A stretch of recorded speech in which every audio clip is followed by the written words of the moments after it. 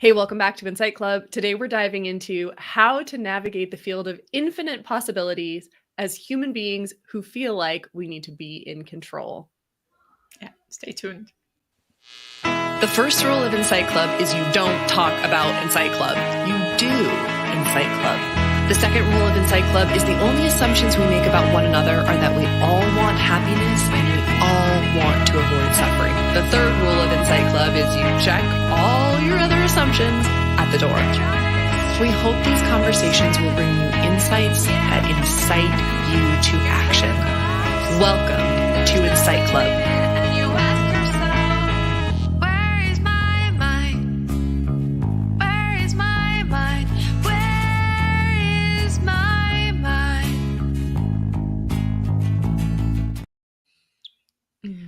Welcome back to Incite Club. And each time that we start, I pay attention to one thing. I'm sure you too. And this time it was that wink that was calling my attention in the club. It's like the universe is always winking at us. God is winking at us. And life is funny in its tragedy as well. Yeah. For me, it was your gorgeous voice. Just especially at the end, is your "Where is my mind?" I was like, oh, I could listen to Lace serenade me all day. Oh, thank you. And if you feel that way too, get on Spotify. Make sure you're following her. For sure. Lace card and also 2 weeks. Yes. So can I start us off with something that might help frame things? Yeah. Okay. I'm reading this really interesting book called The Doomsday Calculation. And it's about probability and about people being able to predict things that it seems like you shouldn't be able to predict. Like somebody being able to predict when the Berlin Wall was going to come down and when Prince Charles and Princess Diana were going to get divorced, even though royal divorce is not a thing. And the equation that he was using to do it and that people have used to predict a lot of other things that seem very spooky involves making the assumption that as the observer where you are now in time is nothing special. And when you make the assumption that where I am in time and space is nothing special, you can actually like connect to some really powerful predictions and calculations. And I just found that fascinating because for me, this is, and it comes from it's attributed back to Copernicus, who was like, guys, there's really nothing special about where we are on Earth, about our vantage point. You know, people thought that the Earth was the center of the cosmos. And he's like, no, there's a sun and there are actually lots of planets and there are actually lots of solar systems and lots of galaxies and, you know, maybe even lots of universes. So as soon as you say there's not, or maybe it's stop assuming that where you are is a special privileged point of view, you can learn a ton more about the universe you're in to the extent that you can even predict things that you might go like, you can't possibly predict when that thing's going to happen. Like when two people get divorced, that's crazy sauce. But it's all just math that follows out from this. And I think this is kind of a cool way to maybe enter into this conversation because for me, the lesson, the metaphor is if I'm willing to let go of thinking there's something very special about me and my perspective, then the secrets and mysteries of the universe start to become unlocked. Just dropping the self. Yeah, not dropping caring about myself and my journey, but just saying, what if there's nothing special about my particular point of view? And then like that is like entrance to floating on the stream of infinite impossibility for me. I don't know if this has anything to do with it, but I'm just thinking of those dreams or like out of body experiences, near death experiences, journeys where you're out of your body and you're seeing things from outside and you have a second perspective, but kind of like that, but in a sense that you don't have just two perspectives, you actually have all of them because you're not coming from one point. So then that sounds like an amazing dream, firstly. So then the fallout of that to me is, okay, I can trust. Hmm. I can step out of needing to have things done my way. And we were Mm, talking a little bit before we started recording, about prayer yeah. and about, the paradox or the seeming paradox of wanting things, of being human beings who have goals and needs even, because you were talking about being sick and, really wanting to work with your body. Like, "I'm not getting sick." Um, we have we have these desires and these paths that we wanna be on, and so then, like, the more I can acknowledge different points of view, it does seem like the more I can be open and flexible to things going in different Mhm. directions. Um, but what's what's sparking for you? I was actually curious where you were going with the probability with that, but yeah, we were talking about being sick and not and so on, and I have this exercise that I do anytime that I feel that I might get sick or that I could get sick, either because I had contact with someone who's sick or because I'm feeling something, that I have the clear belief that I'm healthy and I'm not. My body doesn't resonate with the disease, so I'm not going to develop it. And usually it works really well. I don't get anything. But just a few weeks ago, there was one disease that I wasn't planning for, and it really dropped me sick, and I had to work with my body to just not be in fever in the times that I really needed to use my voice. Mm. So it was more like energy management and allowing myself to rest. And maybe a little bit of this was that i I've been needing the rest and I haven't been giving myself enough, and the disease maybe came to say like, okay, now you're gonna rest. That's always when I get sick, when I Yeah. know I wanna be slowing down, I feel like slowing down, and I don't do it, and then Yeah. I'll get sick, and it's, um, it almost feels like a parent putting the toddler in timeout. Yeah. Like, "You're not self-regulating, I'm going to help you self-regulate. You're gonna take some time, and you're just gonna Yeah. breathe." Truly, I don't wish this for anyone, but I can see some value in in the disease that I got Yeah. now that it passed. Yeah, Because well oh, go yeah, ahead. one of the things was actually realizing that, oh yeah, I can rest sometimes when I need, because I was a little bit trying to push through, feeling a little bit rushed with the timing and so on.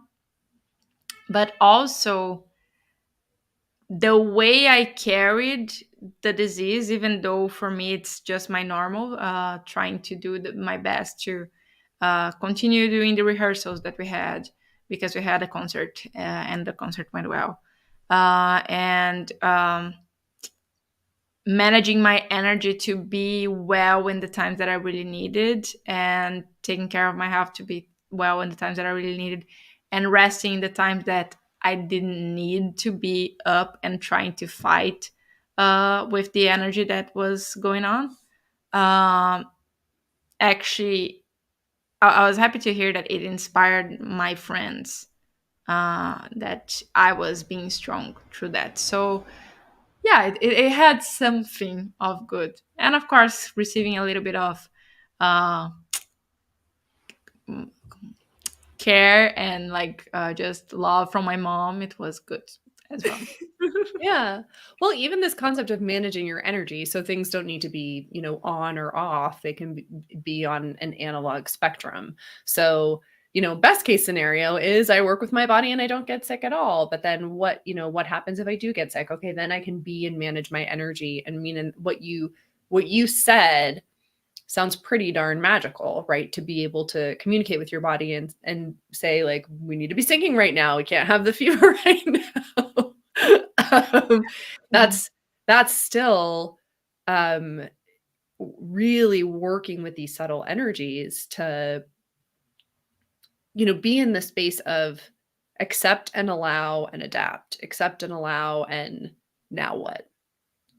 So, the alternatives are we can be in full resistance, push back, you know, beat our fists, scream and yell against the thing, or we can go into full um, powerlessness, right? So, like, And the alternative between the two, I feel like it's what we call surrender, that so many people don't like the word. I had a coach that called it yielding. yeah, Uh, and I kind of like that, but I still get the surrender because it's like surrender is not about defeat. It's not about like I'm just gonna go powerless. It's like, okay, it is what it is. I'm gonna work with this, yeah, and that's basically what I was doing. I was trying to, even though it wasn't that easy to just trust at times. Uh, I was basically resting when I needed to rest, drinking water whenever my body asked for water. I knew I wouldn't want to eat, so I listened to my body what I wanted or what I could eat. Mostly yeah. it was fruits and some Yeah. lentils. Lentils was the best. When I discovered lentils, I just ate lentils for like 3, 4 days. Amazing. Yeah. Uh, The and I just didn't eat when I didn't want because I knew I needed water, but I didn't really need food to recover. So that's what I did. And in the times that I needed to be well, I told my body, now I need to be good. And I even though fever, we get cold, yeah. but I managed to like get some air and like not cover up too much and so on. So that Mhm. helped as well. Mm, amazing. I'll circle back to the probability thing just because maybe it was not totally unclear. But I was finding it fascinating that when we say, okay, I'm not in a position of knowing anything special, we get to know more. So it's the mathematical equation you can use to make predictions that will actually tell you about stuff Mhm. that's likely to happen in the world and give you this like insight where you're like, "Oh, I can predict this is going to happen and this is going to happen and this is going to happen." All of that stems from saying, "I don't know. I'm not special. I'm just I'm just a little dot living on a little speck." Um and so we're saying yes, we're assenting to I'm just part of something big and infinite magic. I don't know what it is. When you do that, you get to go like, "Oh, I think this is going to happen now. I think this is we can see." So it's like stepping I don't know. It's like putting on 3D glasses or something or getting X-ray vision and you're like, when Mm. I release, then I am given this gift. And that seems like a common theme, right? It's like if I can set this down, I'm given this thing that's even better. Um I've been having a very minor experience around surrender lately, super minor.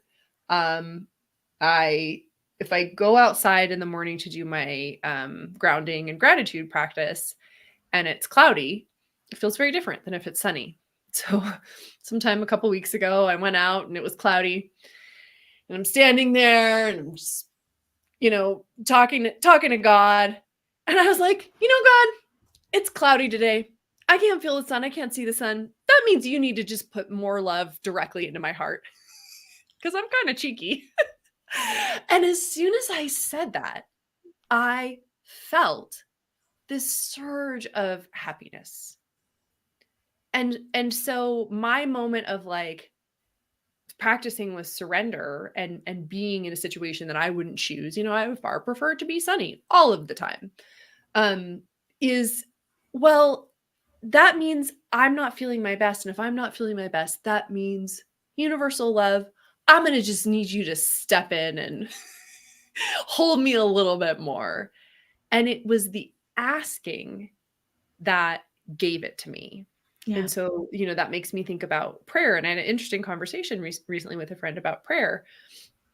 And it was around like praying for something and do you deserve it? And if you don't ask for it, but you get it, is, like, oh my God, I don't deserve this because I didn't even ask for it. The asking being like the point of view of I'm acknowledging that I can't do it, that I need help. And so I'm asking for help. And then that makes you deserve it. And I was like, oh, that just doesn't resonate with me. The way I feel about prayer is the way I feel about forgiveness, which is that it's for me.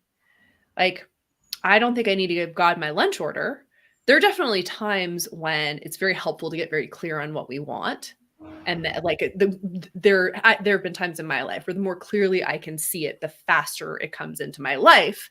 And I think that is a great it's a great tool to have in our toolkits. But I don't think that God is unaware of what I need, or universal love is unaware of what I need until I'm like, oh, can I get coleslaw with that? And then God's like, okay, sure. So for me, the asking the prayer is much more about um I'm opening my heart and saying, this is hard for me right now. And this is a struggle for me right now. And won't you please come in with your infinite love and wisdom and the sunshine that's always there, even though I can't see it and can't feel it, and just buoy me.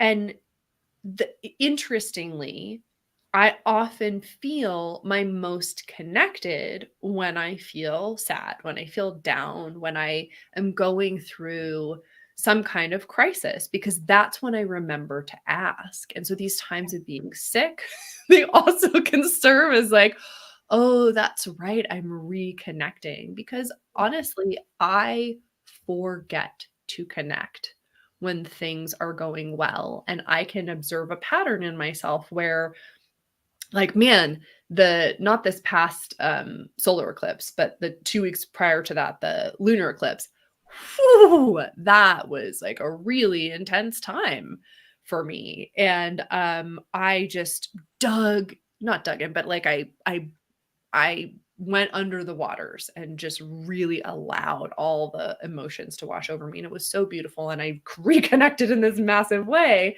And then as I started to come out and feel better, I like kind of forgot about the connection till I got to a point of neutral discomfort where I Mm. was like, oh, and now I'm just like, nothing's wrong. Everything's fine, but it's just kind of blah. And it's that Yeah. neutral disconnect. And then I go, okay, let me reconnect. I don't need to go down into the depths again. I don't need to like be You know, in pain. Yeah. I kind of felt this with, and I might be wrong with the timing, but my disease was around the time of first, uh, the first eclipse, a little bit earlier, actually, I think. But anyway, um, yeah, I think it started a little bit earlier, but it was around there. Actually, it wasn't. Oh no, it started on the day of the eclipse, the lunar eclipse. Yeah. Now I'm tracking back. A little bit of confusion post disease. Anyway, but it's interesting because I did think of the solar flares as well and the eclipses as part of it. Although one thing, everything is related, even though it's not directly related. We get a little bit more sensitive to these things, and I did feel the more of the connection in the beginning before I felt terrible as well. So it is like sometimes that slowing down that we need.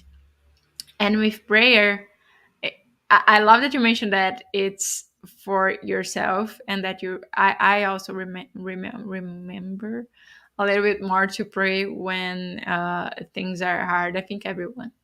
That's the time where I really feel like I can just surrender and ask, okay, Spirit, take care of this for me because I can't handle. I don't know how to solve this, and it always happens. Yet I do feel like one thing that I really want to break this year, because I've been in times of low where everything was just working, and I feel like these are times where I am being a little bit more forgetful of doing this, is being able to really ask in times where things are flowing, because I still feel that sometimes I get into that energy of either feeling but things are going well, what can I expect more, or in energy of like why things are not happening yet, Yeah. like Yeah. that hurry, right? I'm doing everything correctly, why things are not happening yet? Yeah, I struggle so much with this, with truly surrendering and letting go of being the causal, aspect. So, I can observe, like, within the last few weeks, I I was listening to an audiobook, and the way the author described something, it just clicked, when you've heard something so many times, but it just clicked, and he was talking about attachment and non-attachment. I was like, this makes so much sense.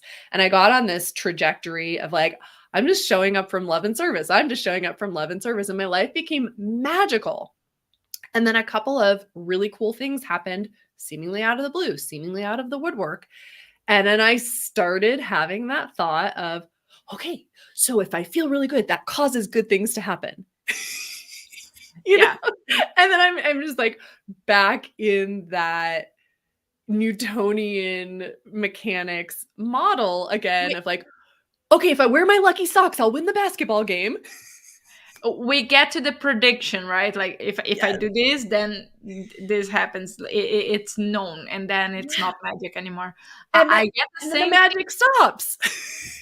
Yeah.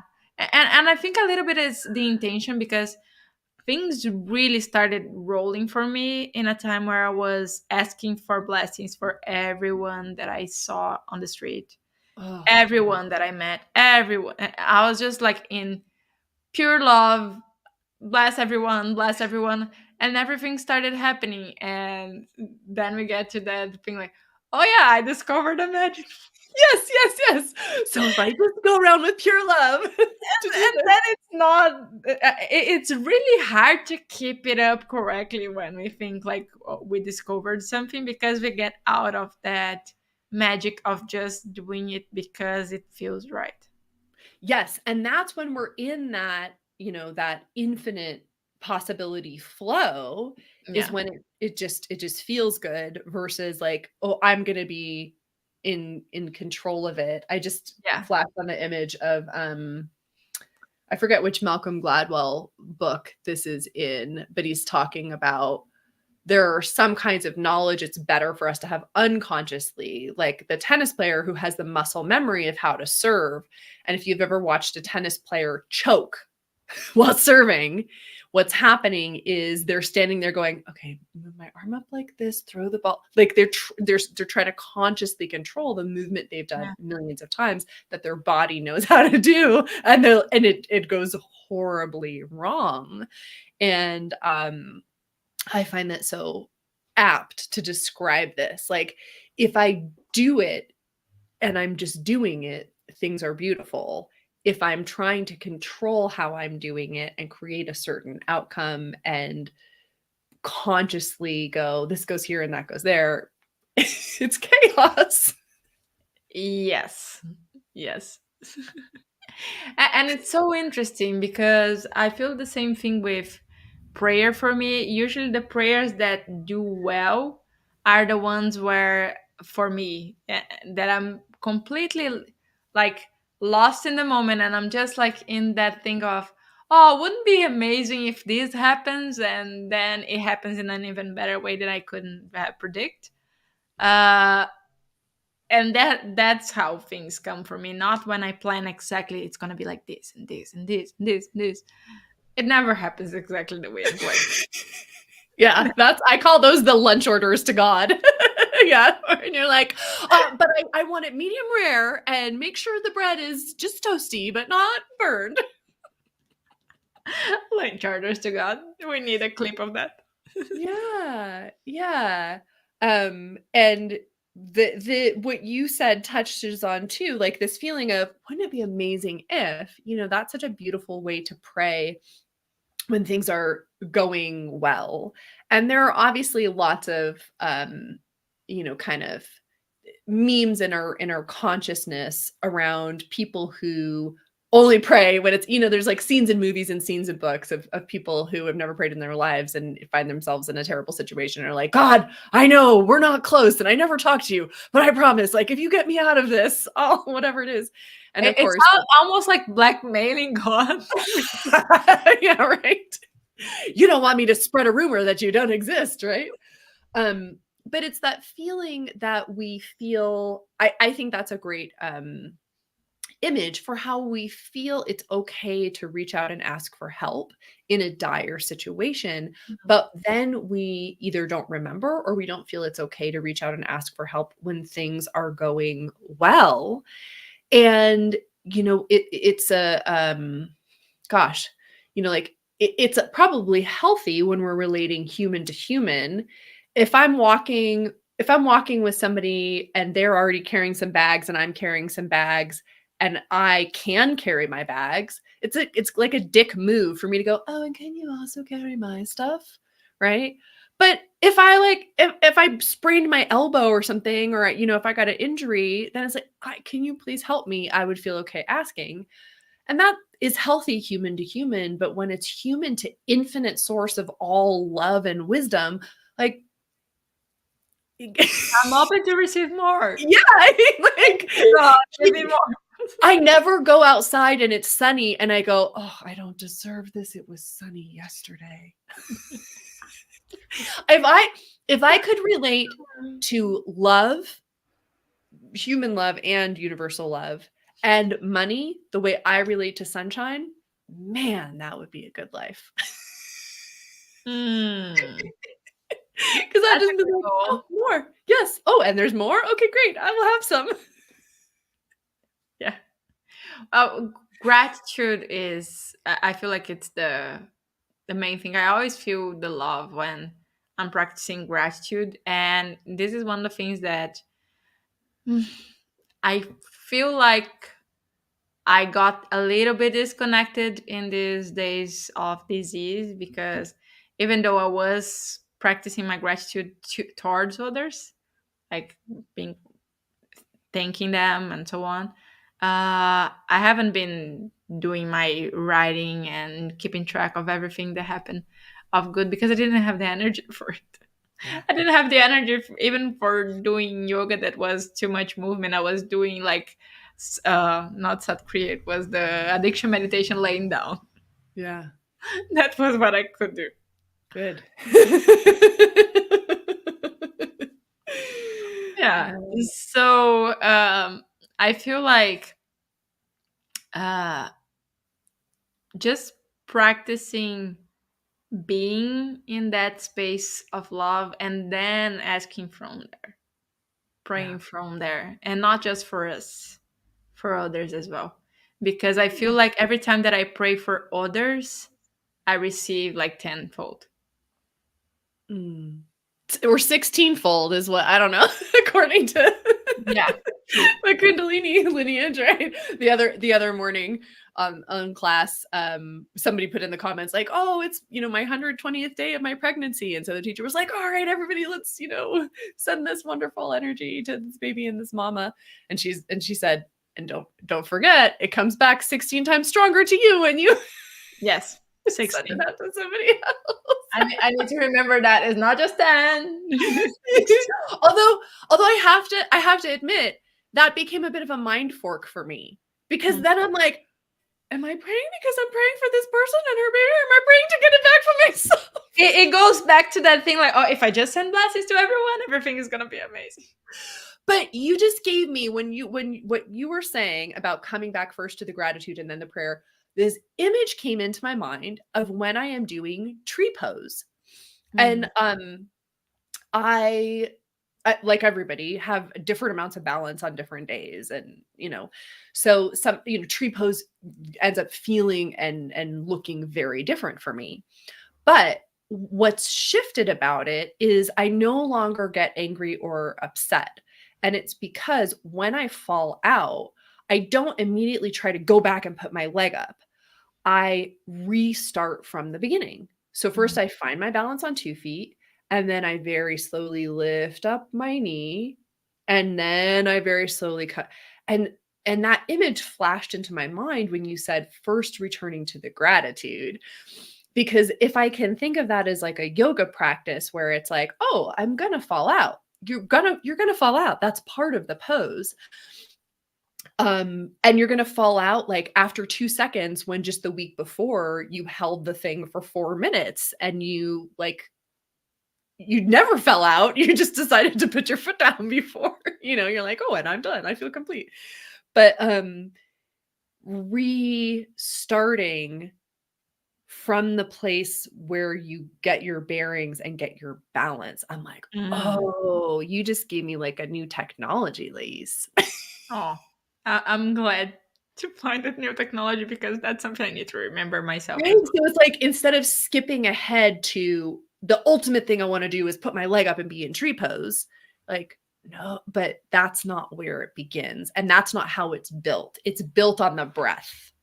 That's a really big thing because I feel like what gets us in that cycle of feeling like, but I just need to get back there. It's because we've been ahead and we feel like I just need to get there again.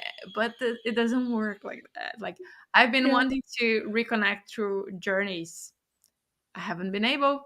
I've done a few shorter journeys, but not as deep as the ones that I used to. And that goes back to come back to the beginning. You can't just reach that level of depth if you haven't even connected with your senses yet. You haven't even got your body and your mind and your emotions in check, and then you can go deeper in spirit. That right there, it's my insight for this. That we need to go back to the beginning and be beginners, Yeah. especially in times of like Mercury retrograde. We've just been through eclipses. This is a time of like start from the beginning, and it's not like you drop it like you said. It's that next spiral. And and the beautiful thing is too that if I really, surrender to going back to the beginning, those moments of standing on 2 feet, not balancing, breathing, preparing for tree pose, that's more yoga than, like, you Yeah, know, yanking my leg up and fighting with my body and my balance.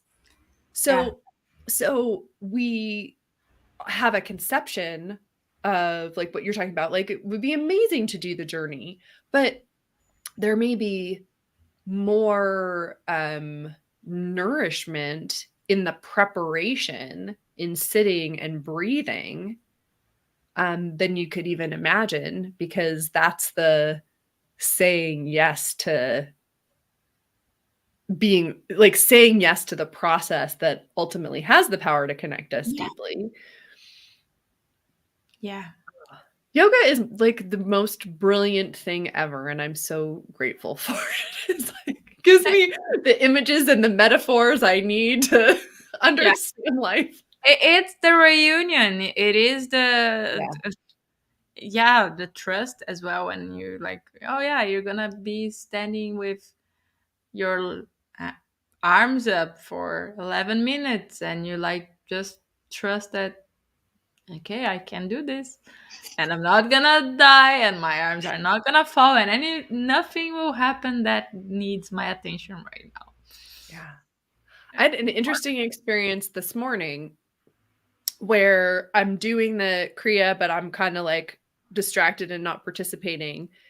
And then the teacher says, this is really good for releasing the toxins and building your immunity. And all of a sudden, my participation kicked up to 100% because I was like, oh, I need this.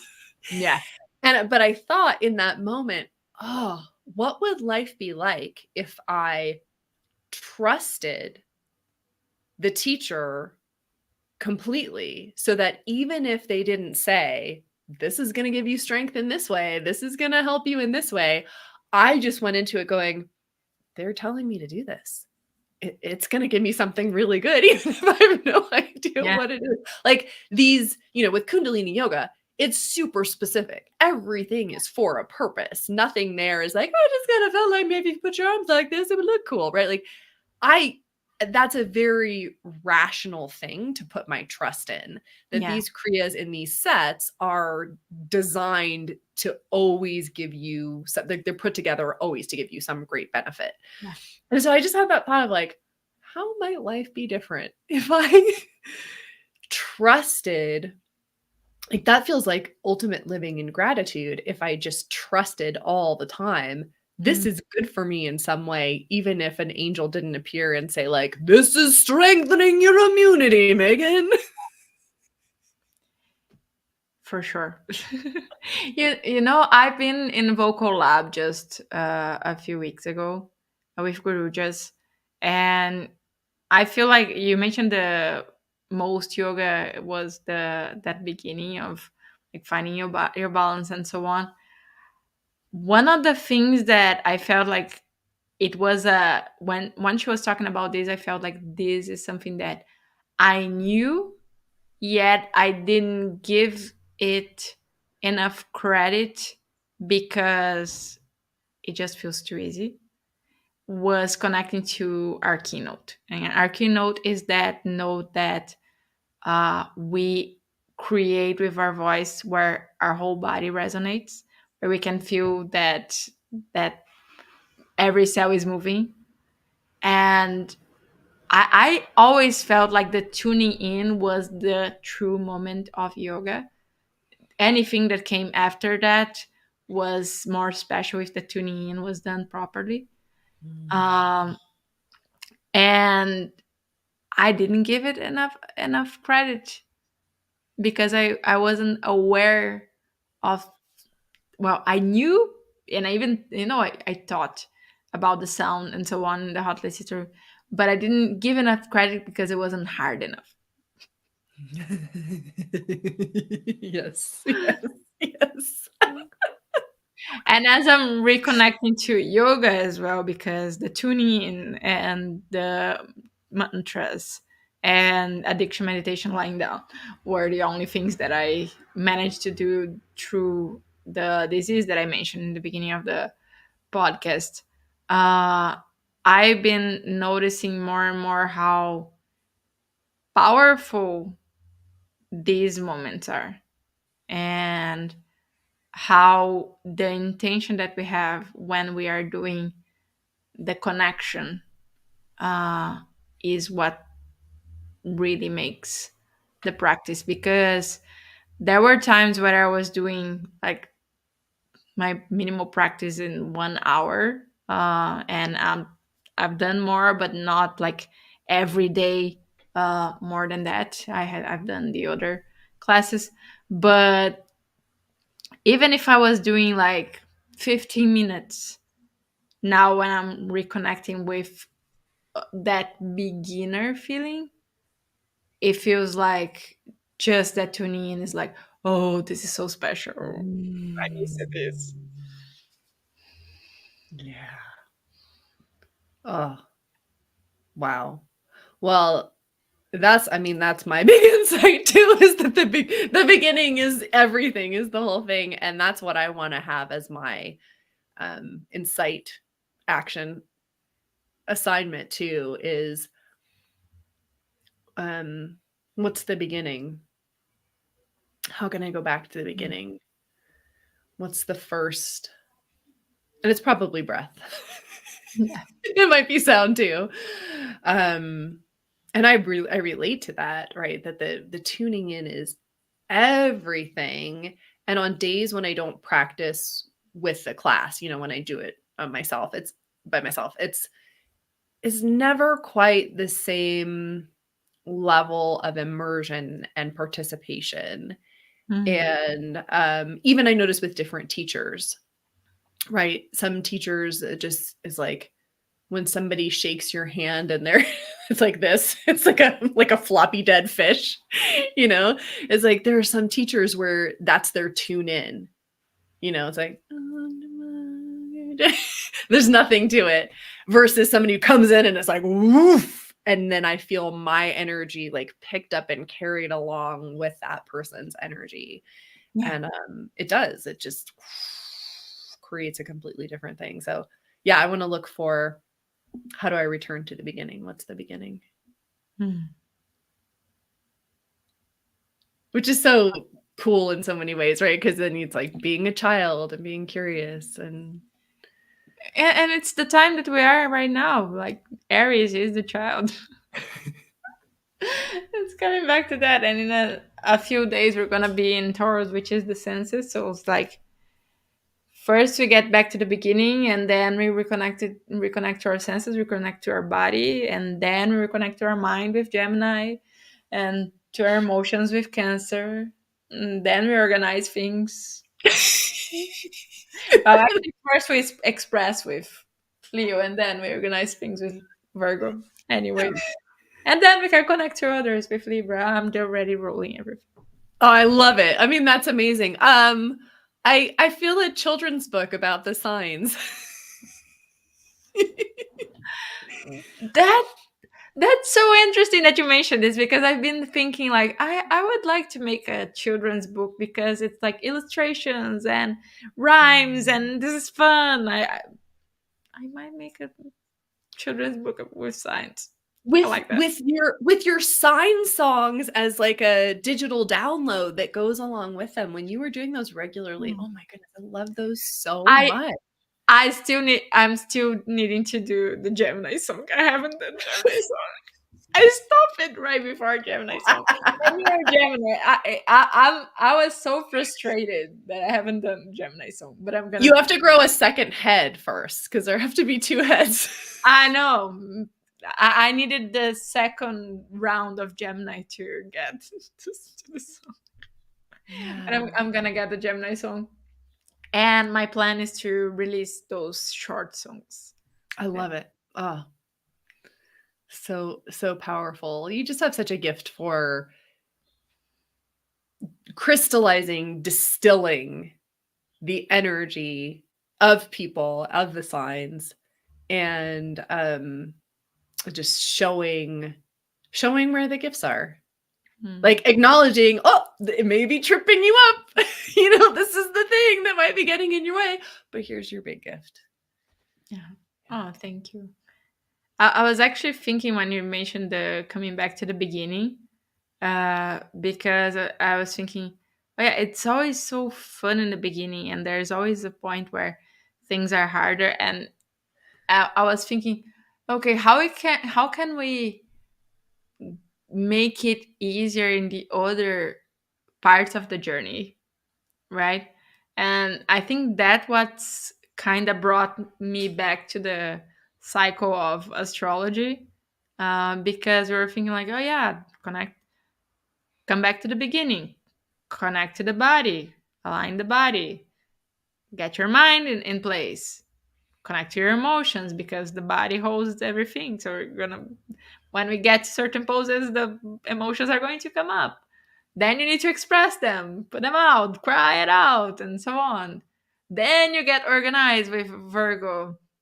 Then you get to connect to other people, and that's where things get messy because we get all the doubts of Libra. And I feel like that's the point where usually things start getting messy, because of course all the emotion and so on, we feel like, oh, this is the hard stuff. Actually, it gets harder when we get to the other side. of like, oh, okay, we got to organize ourselves, now we need to come back to the world and connect to others, because Yeah. that's where the balance comes out again. Like you had Libra is not really balanced, it's trying to find the balance. There's Yeah. all the things of trying to get in balance with all the doubts and the connection with others. And we get to Scorpio then with the transformations and having to surrender, having to drop the ego and all the ego deaths. That I feel like that's probably where most people might be uh, through the eclipse season as well, because that's what eclipses call for often. And then I don't feel like Sagittarius gets any really better, even though there's the journey and searching for more and so on. There's so much yearning in Sagittarius. When you really meet when you meet a Sagittarius on the surface, it's just party and let's travel and let's go out. But actually, there's so much yearning to know something and so much lack of trust when they really need the trust. Mm. So it's all about the things that we were talking in this episode as well, like that need for understanding things and finding the meaning, and then we find the meaning and then it doesn't work anymore, and then we need to trust again. But that's really interesting. I've never thought of things in this way. Not that I, know a lot about the zodiac, or would have. Why would I expect myself to have this perspective? I guess is what I mean. But what you said just really strikes a chord. Where in the first part of the year, I'm like, I'm kind of working on things. I'm listening about it again. I kind of got shit figured out. And then at the point where I interact with other people and I open myself to other people, that's when it gets so chaotic again and so scary. But of course, that's the only um way to live in the world. And it makes me think of like we're reenacting the journey of the one, right? And it's like when there is only one, when there is only this like super consciousness, there is no experience of life. And as soon as you splinter off and go like, I'm gonna make all these, so let's experience it, then all of a sudden you have strife and conflict and like, well, you're different from me, and this, oh my God, I don't understand you anymore and I don't feel cared for. But that's also the only way we get the reflection back in this like full experience. Yeah. So we resist it, or we surround ourselves. Our whole podcast is about assumptions. And what do we do as human beings? We surround ourselves with people who reinforce our assumptions, who echo our ideas back to us. We form these cliques and clubs and tribes, and, like we other people in order to feel more connected. Like we're all in this together because we all hate people who butter their toast on the other side, right? And, it's like we we feel that tension so much, and then when we can have the catharsis of really having to work through something with another human being, I mean, it's like that's maybe the most transcendent thing possible. And it's the um, only way to move forward. yeah. It's the only way to move forward. There's no coincidence that the sign of death and rebirth, which is Scorpio, is also the sign of merging with the other. Mm. It's when you truly get into intimacy with others is where things get messy, and you might feel like, oh, I'm losing part of myself. But there's a point where, in order to even be able to connect with everything, we need to allow part of ourselves to die. Yeah. Hmm. Mm. I'm so excited. And I keep hearing the line from the Princess Bride where Inigo says, "You told me to go back to the beginning, so here I am. I am at the beginning." After the whole mission falls apart. But like going back to the beginning. Um And knowing from my experience with tree pose, going back to the beginning is the faster way, actually. Mm. Um, we just watched this movie on Netflix with Millie Bobby Brown, Damsel. And as we were watching it, I was like, this is fascinating because movies now are kind of made to look like video games, or at least action movies, Mm. or at least this one, right? So we're watching it and I was like, this is like a video game. This is like a video game.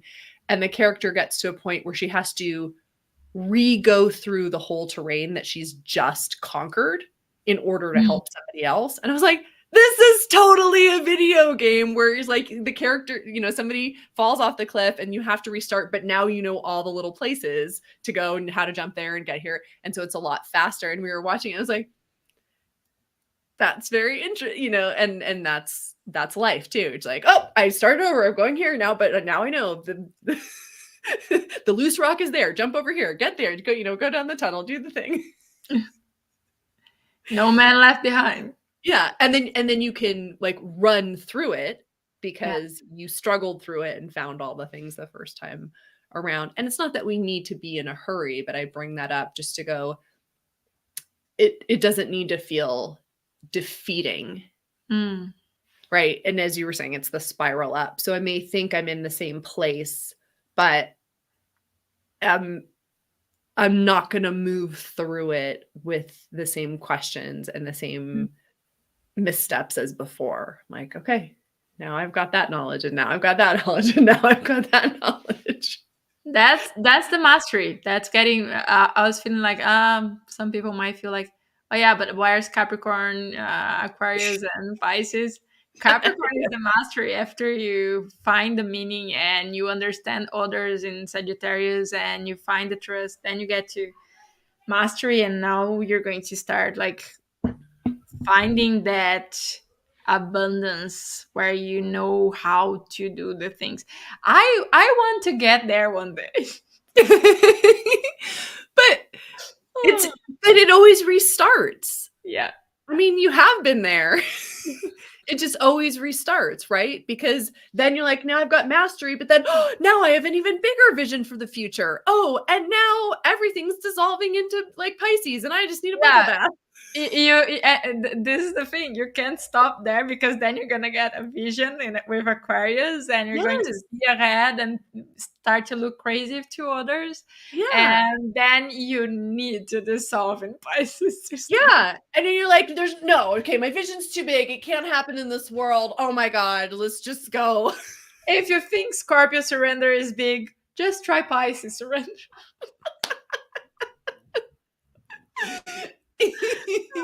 But it keeps repeating Yeah. while we're fortunate. And then eventually it stops repeating. And that was as many chances as we got in this form. And like I want to keep running the maze. I want to keep doing the cycles. I want to keep my gratitude practice in the morning is simply thank you for this chance to be me here now today to do my big work in the world. Like I woke up as me again. Amazing.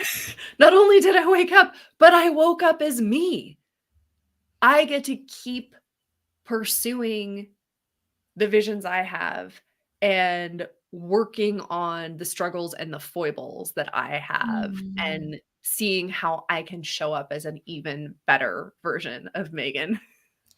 As hard as the world might seem right now and crazy, I was happy to think the other day that, but if it ended right now, I would feel that's sad because there were still a few things that I wanted to accomplish. Oh my goodness. Just a And few? that's a good feeling to have. Like, Yes. just a few. Just a few. Hmm. Just a few. Yeah, beautiful. All right. Well, my insight is I'm going to keep returning to the beginning, look for how I can come back to center, how I can come back to breath, how I can come Yeah. back to prepare. My insight is the same, like going back to the beginning, getting that resonant connection, and moving from there, not forcing like, but I've been up there, yeah, and you need to climb up again. It's not gonna be like as simple as just teleport me there. It's not. Yeah. Well, I'll just add this on as the as my like ender too, because if I'm doing like yoga along with a video, like I like to do yoga with Adrian and yoga with Cassandra, there are times where I never make it into, is it Riksakana? What's tree pose called? I never make it there before that time ends on the video. I spend the whole time just trying to lift my knee up or getting into balance. So, like, one step further for me is letting go even of the trying to get back to where I was. Yeah. Forget it. You know, like not trying to get back to, oh, last week when I was really in flow and these opportunities were just coming out of the woodwork. It's like, nope, I'm not trying to get back there. What I'm trying to do, what I am doing, Being present. try is very contraindicated in my gene keys. What Being I present in the moment. Yeah, what I am doing is preparing and regaining my breath and regaining my balance. Yeah. And if I end up in tree pose, oh my God, what a bonus. Yeah. I feel like if I can just connect with that keynote that resonates the whole body, and I can really be in that frequency I want, and if I can just enjoy the journey, no matter how far in it I go or how deep in it I can go, I won. You won. You did it. Yeah. Oh, beautiful. Well, let us know what what your biggest insight is and if you're going to take on this assignment of returning to the beginning, finding your breath, finding your keynote. Yeah. And stay tuned for the next episode of Incite Club. Let us know what your insights. Take care. Take care.